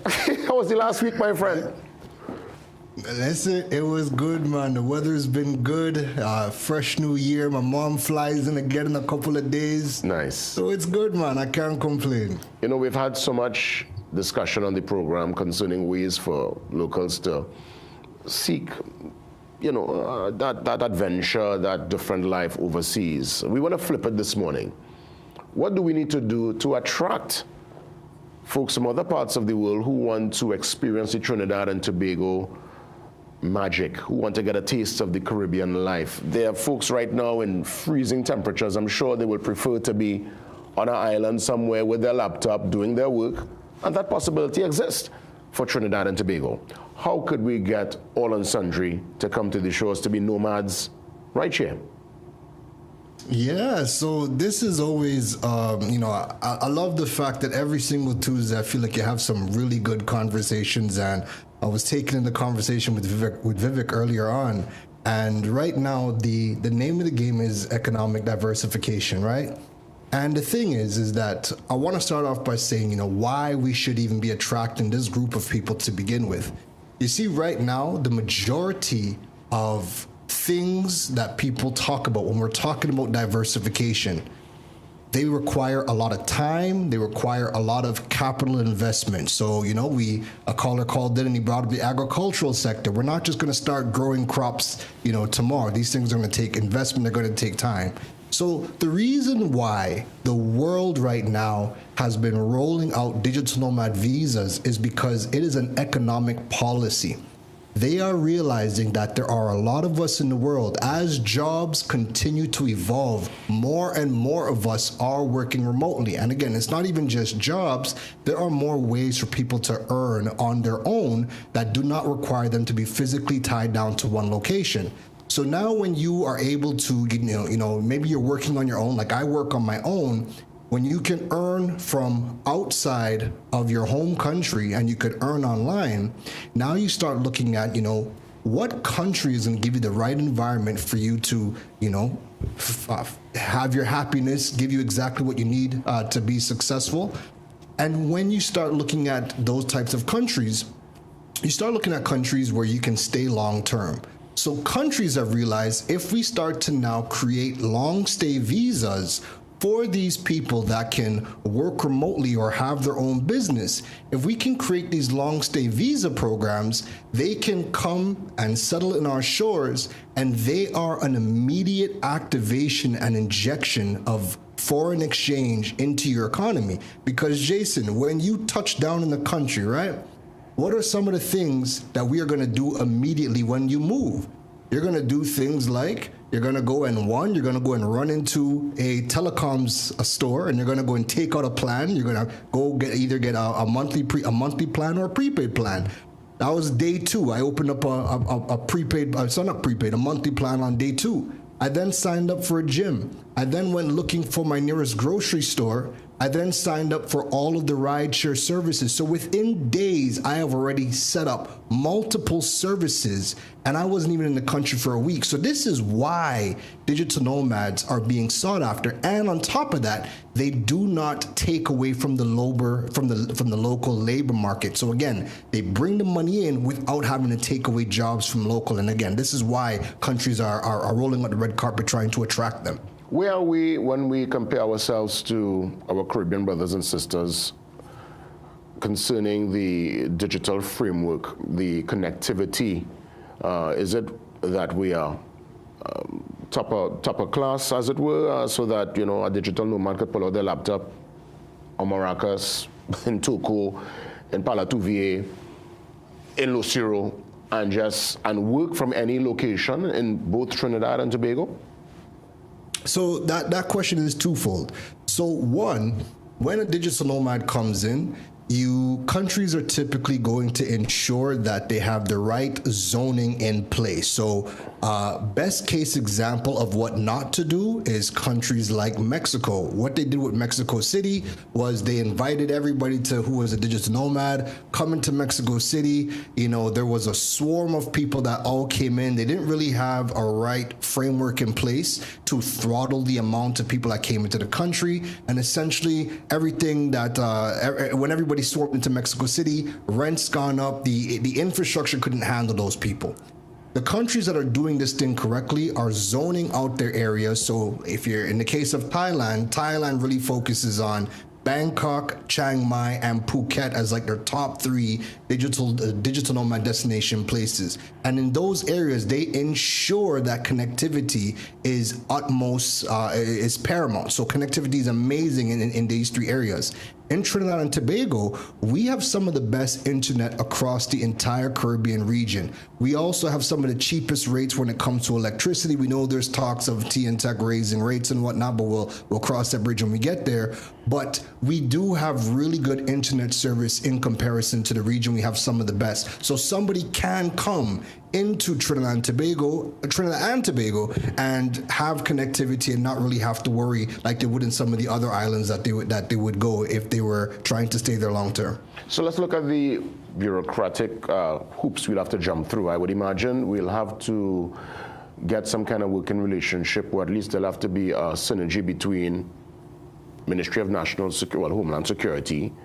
There's going to also be, I would imagine, Ministry of probably Finance in the conversation, because I'm thinking your passport, you know, all the elements that come together that makes the airport or anything passing through the airport operate. So we're talking your passport, visa, work permit, a vetting process too, because you'll have to vet. You don't want to. Absolutely. Somebody come in the country and they have a long rap sheet, and they're adding problems. Yeah. You know. And that's the whole point of the visa process, right? Yeah. So when you apply for your visa, it's a vetting process. So the majority of the countries that have a digital nomad visa, first things first, they already have an income threshold. So one, you have to prove that you earn, okay? You have to prove that you either have a business or that you work remotely for a company, and you have to prove how much income you earn. And again, countries around the world will have an income threshold. It's usually around that $2,000 mark that you have to be earning per month. Thing is that you don't want to attract too many low budget digital nomads, because then what happens is now they're going to be trying to compete with lower income or cheaper housing, right? We don't want that. What we want is we want to have a nice threshold of people that come that could afford the cost of living in Trinidad and Tobago and can probably take up residence in places that locals are probably not going to be taking up. So the visa process is an entire vetting process. You definitely want to have a minimum income threshold. You want to be able to have the point of the visa is to have a long stay visa, so that when people are looking around the world, they know that they don't have to leave the country every 90 days, because as of right now, when you come into Trinidad, you're going to be stamped in 90 days, but then you have to leave, right? So we don't have a real long stay visa. The work permits is something separately entirely, because you have to get hired by a local company in order to get a work permit. So with digital nomad visas, the goal is they do not work for anybody locally. They're barred from taking jobs locally. They already have to come with their business or their income, and they're bringing that money in. So thresholds is one. The government has to definitely come up with a long stay visa, and that is critical because that's going to have a fee attached as well. So for my visa, for my Thailand 5-year visa, I had to pay $500 US just for the application fee. And that fee, part of the money goes into the development fund. So in my visa alone, when they announced last year, end of last year, there was over 35,000 people that applied for my visa alone. So when you think about how much money that is, that was a good chunk of money just in the visa fees alone. So the long stay visa definitely has to be something that comes in. And then another thing is, the banks definitely should get involved, because now if the banks start getting involved, right, locally here we have visas that would allow you to open up bank accounts. What our banks could potentially do is they could open up US denominated accounts for people that are on these long stay visas. And again, this is just out of the box thinking. If you allow these people now to deposit or bring in that foreign income into their US denominated accounts, and you allow them full access to their money, they're going to be bringing that money into the economy as well. So the banking sector is going to get an injection of cash, but then all of the services around that person and where they live and what's in their neighborhood, they're going to be seeing that money being spread out in the economy as well. Karen Rose, a sincere thanks as always. Great conversation. Well, next week, it's going to be Carnival. Well, at least the lead up to Carnival. So I look forward to another conversation. God spare, we'll be here to treat with that. All the best, Karen Rose. Thanks for sure. Take care. We'll talk to next week. That's right. Karen Rose, our digipreneur. Speaking to the possibility of Trinidad and Tobago becoming a digital nomad destination for folks far and wide, that will be a beautiful development. Let's get ready. Another conversation around the corner as we get into our carnival weight loss conversation and just general guidelines. Dr. Jupiter, matter of fact, joins me next. Wave up my hand and wind up on girl. And you know when we doing it, we doing it, we doing it. You don't know we doing it proper. And you know when we doing it, we doing it, we doing it. You don't know we doing it proper.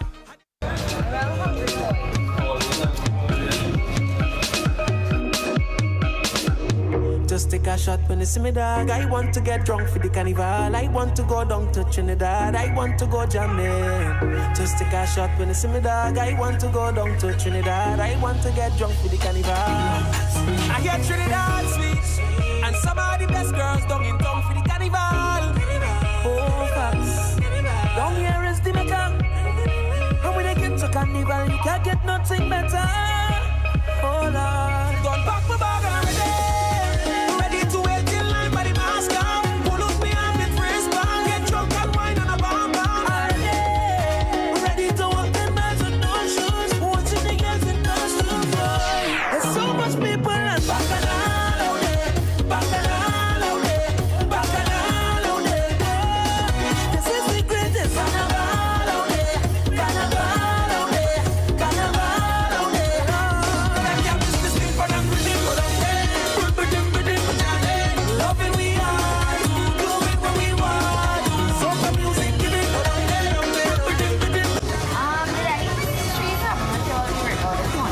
I seen bread all morning, boy. I really doesn't know. Bro, I was thinking the same thing.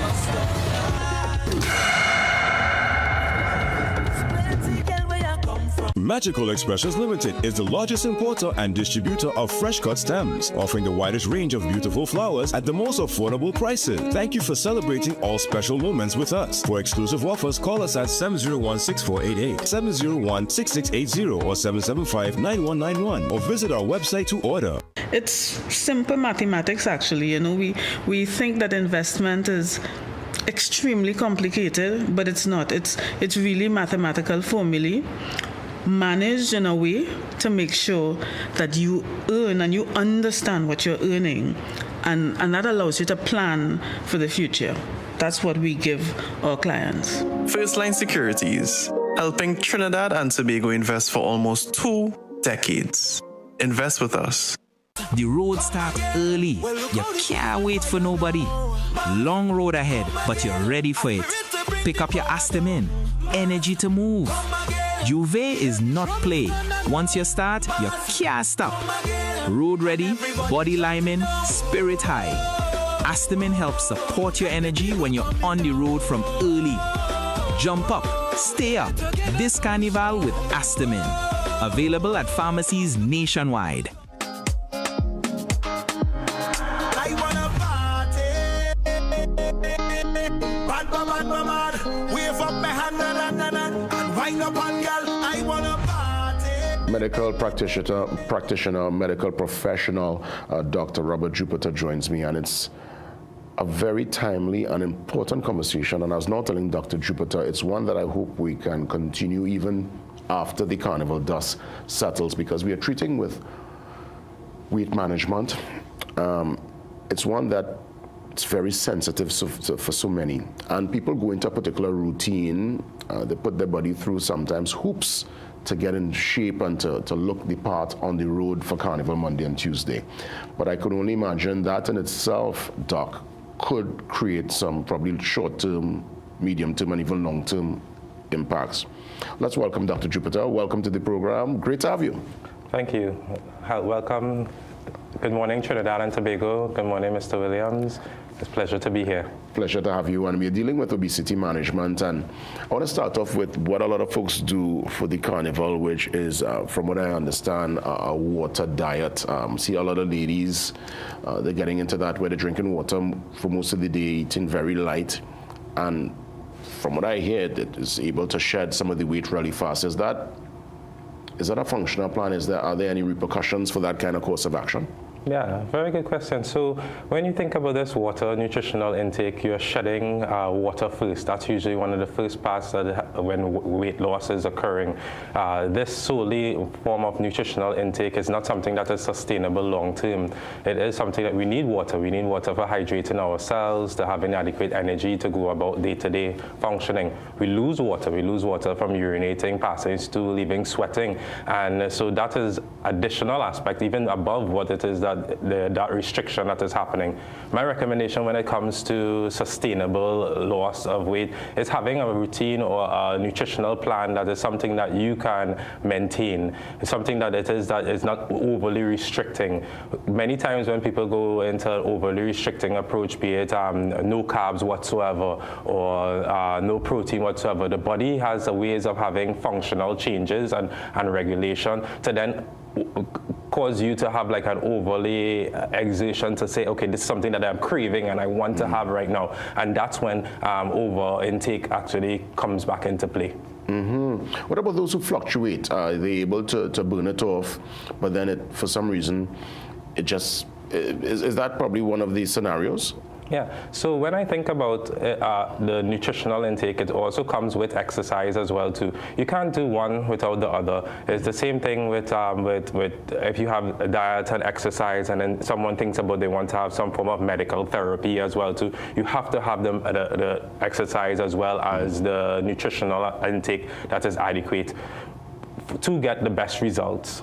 Indeed. And what about in terms of folks who might go the route of tablets or some kind of weight loss plan that, you know, they give you this particular guarantee that you take this and you could lose weight in X amount of days. Are there any repercussions on the body in that regard? Yeah, so many of those tablets that you may mention may include things like stimulants or even diuretics. So stimulants to help with burning off the adipose tissue, or even diuretics to help with urinating out the excessive amount of water that is within the body.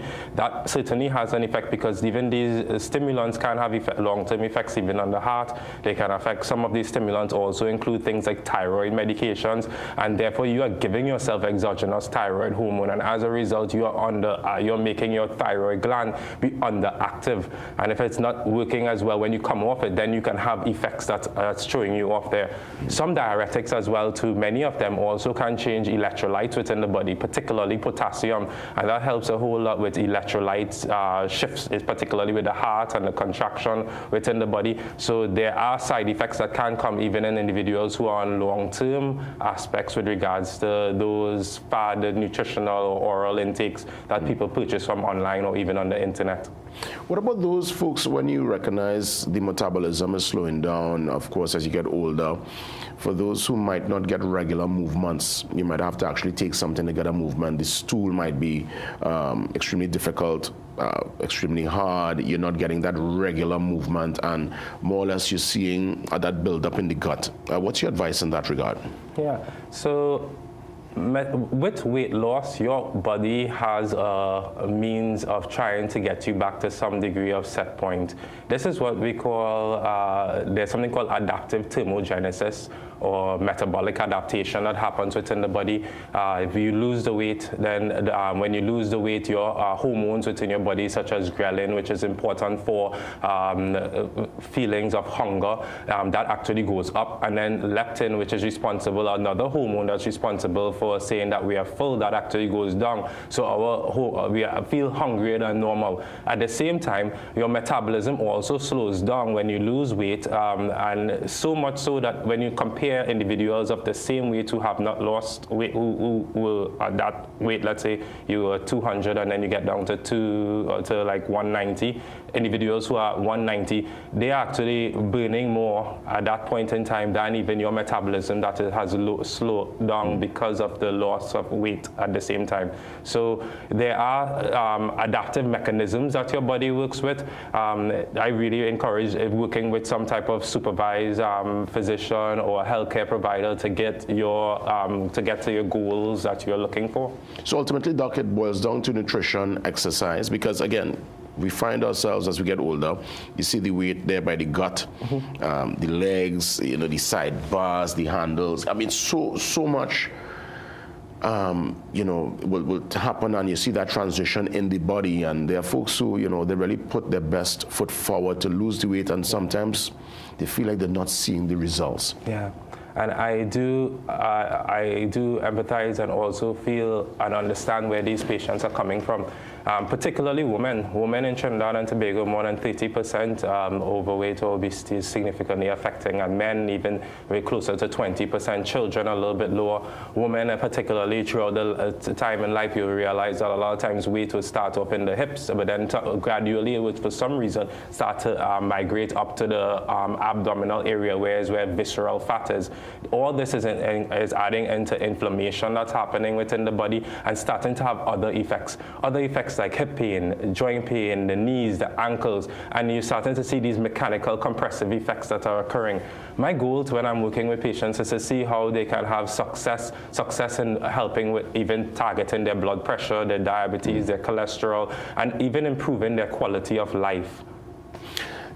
In terms of the belly, for women and men, especially the men, as we say, with the bare belly, and men who are proud of the belly, could that belly ever really go down, or is it already beyond? It's in a place of it can't return to its original setting? Yeah, it can, and it requires persistence. The best diet is a diet that works best for you. Over restricting is not something that I would recommend. I would recommend actually having your adequate amount of your protein, your fiber, having the amount of water intake on a daily basis. What about sugar, which is such a sensitive particular issue? Because we as Trinbagonians, we have that kind of sweet tooth. We like things sweet. What's your take on sugar and the sugar intake? Yeah, sugar intake at most it's minimal. If not, try to avoid it entirely. Sugar carries a whole lot of calories at the same time. When you take a look at sugar-sweetened beverages, even sodas, many of them pack with maybe 500 mLs can come with as much as 50 to 60 grams of sugar. And at the same time, that could be even like about as much as 12 teaspoons of sugar that is inside it. You will see some individuals may have a sugar-sweetened beverage in the morning, they might have a sweet tea at lunch, and at dinner time they might have like some form of sugar beverage, and that you're basically drinking your calories when it comes into there. And that drinks that are coming in are not as sustainable as compared to real nutritious, nutrient-rich food that is coming into the body. So sugar-sweetened beverages is one thing that I really encourage trying to avoid. Thankfully, we have enacted in Trinidad, and I'm really to be commended that we have worked towards banning sugar-sweetened beverages in schools in 2017. But there's a lot of work that still has to continue with regards to such.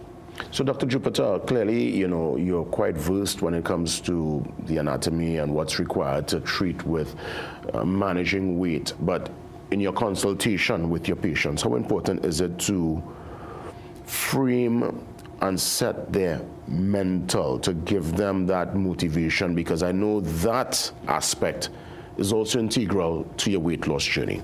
Very, very, very true. So obesity is characterized as a disease, just like high blood pressure, cholesterol, sleep apnea, acid reflux. This is a disease that exists, right? So when it is I meet patients, I do a comprehensive analysis for them. I go through things like metabolic health, their hormonal levels. I go through aspects to do it. Okay, let's formulate a plan that is specific and individualized to you, so that way you can get the optimal care. No two patients are alike. Sometimes patients may go through things like they may go certain like maybe a Weight Watchers, they might do things like point system, group therapy, which do have their meaningful effects if it is that you're looking to lose a smaller amount of weight. But individuals who, let's say, have comorbidities, diabetes, high blood pressure, cholesterol, all this is having an effect on your overall well-being and your quality of life. So that's why when I meet patients, I go into a detailed analysis with them, and I recommend all options are available both locally as well as internationally. You know, let me find out from the team if I have some time, because I want to ask something here that is, okay, so yes, I'm given some time, and this might be a bit provocative and probably controversial, but you know, there is this celebration of the glutes, the bam bam as it were, especially around carnival time. And there are people who go to do surgery to shape it up, to get it round, to give it the blissful bounce. Doc, is an extremely big, as I say in my local terms, wala ungs lablash bumper area, is that more or less overweight scenario going on? Is that waste? Is that normal? Was that just accepted as part of the Caribbean and the Trinbagonian experience when you see as they say, a big bumper? I know I'm trying to take a curveball there, but because I've heard people say, well, you know, that ultimately that's waste. But then, you know, we have celebrated that part of the anatomy. Yeah. So there is adipose tissue that is being placed there. Adipose tissue in all ways creates insulin resistance. When you have insulin resistance, it's harder for your body to handle sugars within it. As a result, resulting in different complications and inflammation within your body.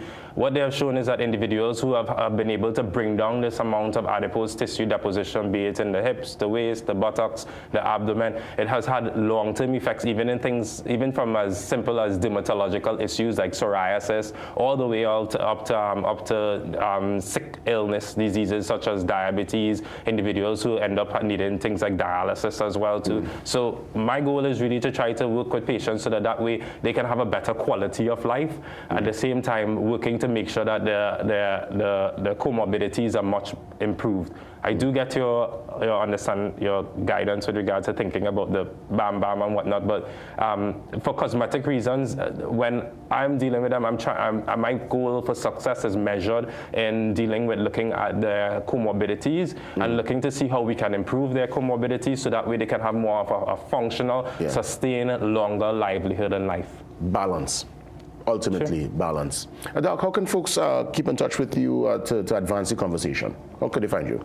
Okay, so I'm at West Shore on Wednesdays, all day on Wednesday, and then I also have a private clinic in Westmoreland. That number is 710-9006. If you have any questions, feel free to shoot it. If it is that it reaches a voicemail, just leave a message and someone will get back to you.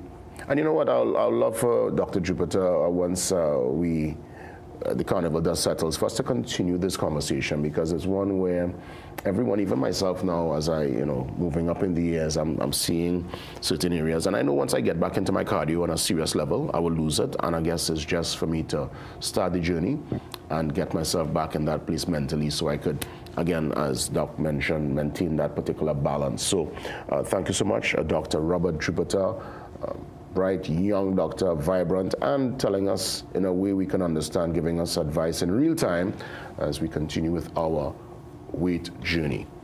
We take the pause and we come back. Much more to go before 8 o'clock. See you soon. I wanna bad. Wave up my hand and wind up on girl. I wanna party.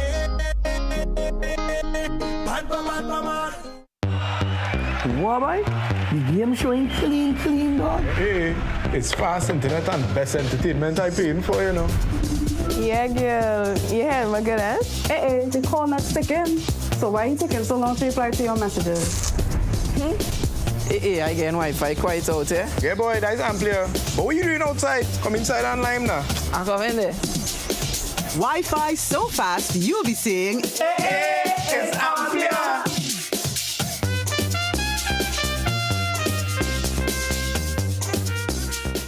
Trinidad, the season of wins is here at Passat's The Food King and Bright Ideas. One season, many chances, big wins. From premium Le Roi chocolates to Moet champagne and fine wine to booming sound systems, fully loaded coolers, and even 50-inch smart TVs. Here's how you can enter to win. For every $300 spent at Passat's The Food King or Bright Ideas, you receive one entry form, fill it out, and drop it in the entry box. Weekly Carnival Cooler Line draws every Saturday and one massive grand finale. The season of wins ends on February 26th and the grand carnival draw on Saturday, February 28th. Shop, enter, and win in the season of wins. Quality value, that's our way.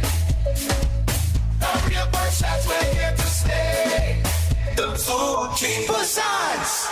Visit Tire Clinic Marketing, New Truck and OTR Tire Service Center at number 30 and 32 Montrose Main Road, Chaguanas. Call today at 665-8973 or 672-3419. Alignment services available. Tire Clinic Marketing, Truck and OTR Service Center. A tire for every need.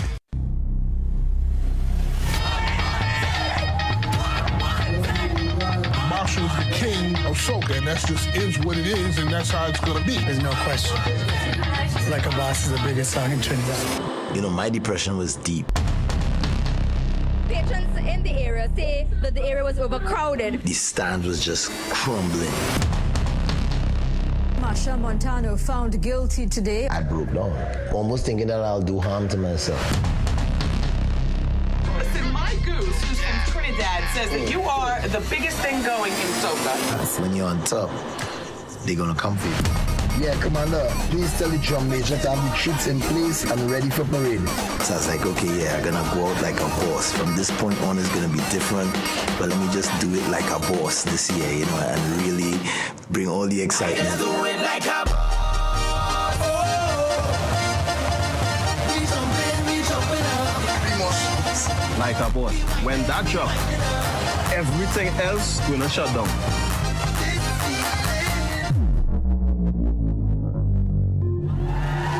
As a minister of the gospel, do pronounce you man and wife. I came to learn that, you know, it was in front of an audience of 140 million people online.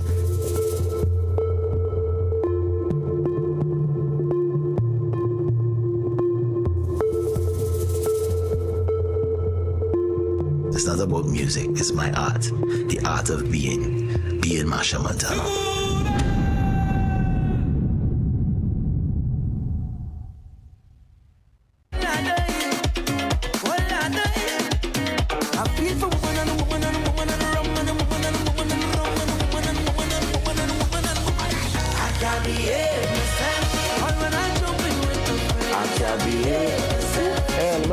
See this tune here?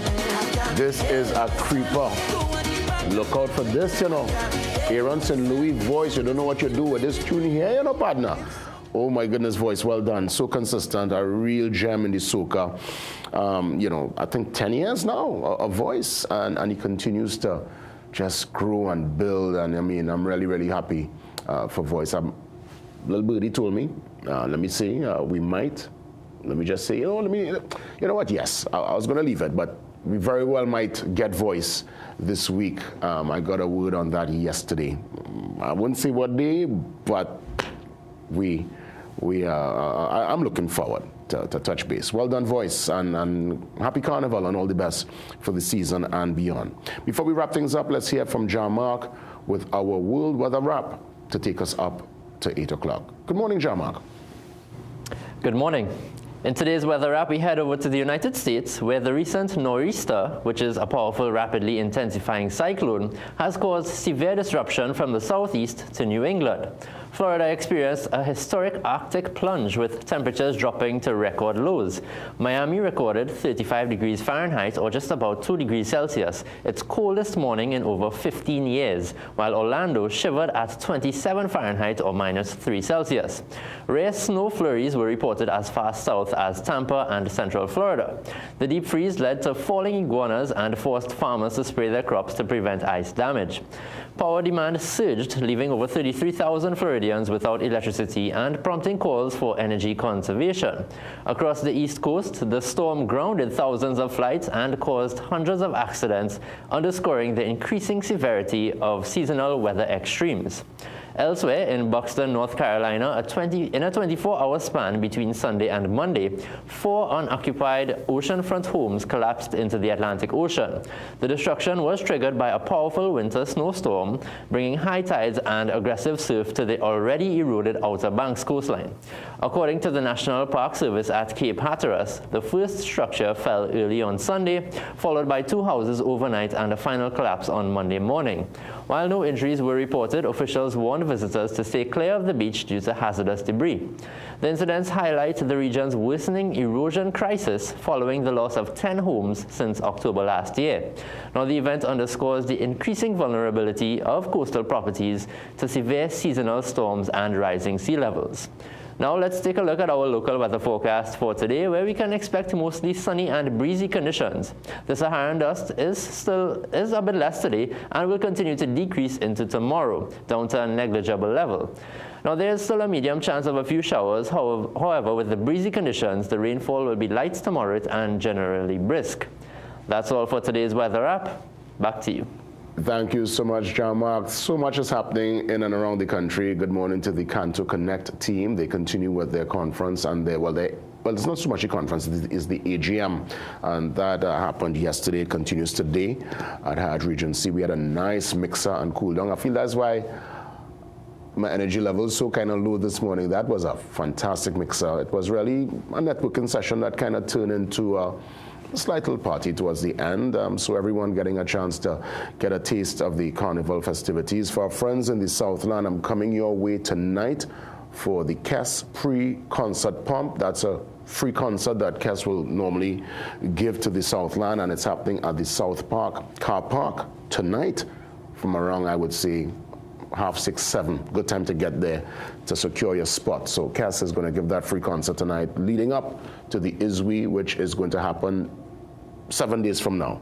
All right, so yeah, the floodgates open, folks. Now it's really just to buckle your seatbelt and just get ready for the ride. It's Carnival 2026, and we are into the full swing. By this weekend, it's 100-meter stretch. We kind of getting to the 200-meter mark, and it's a full sprint from the time next Monday and Sunday hit. It's going to be all over. So with that being said, have yourselves a great one. We leave you with the sound of Voice, one of the smashers of Carnival 2026. God spare. I'm back for more tomorrow. All the best.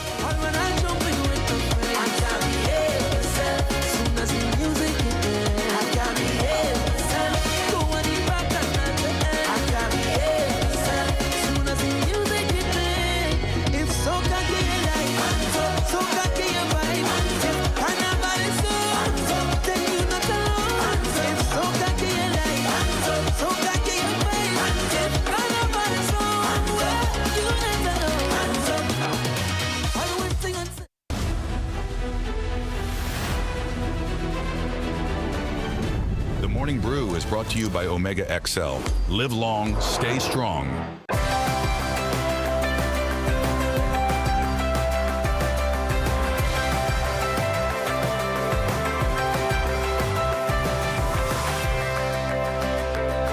You're watching CNC3. As an affiliate of CNN International, we now join their current programming.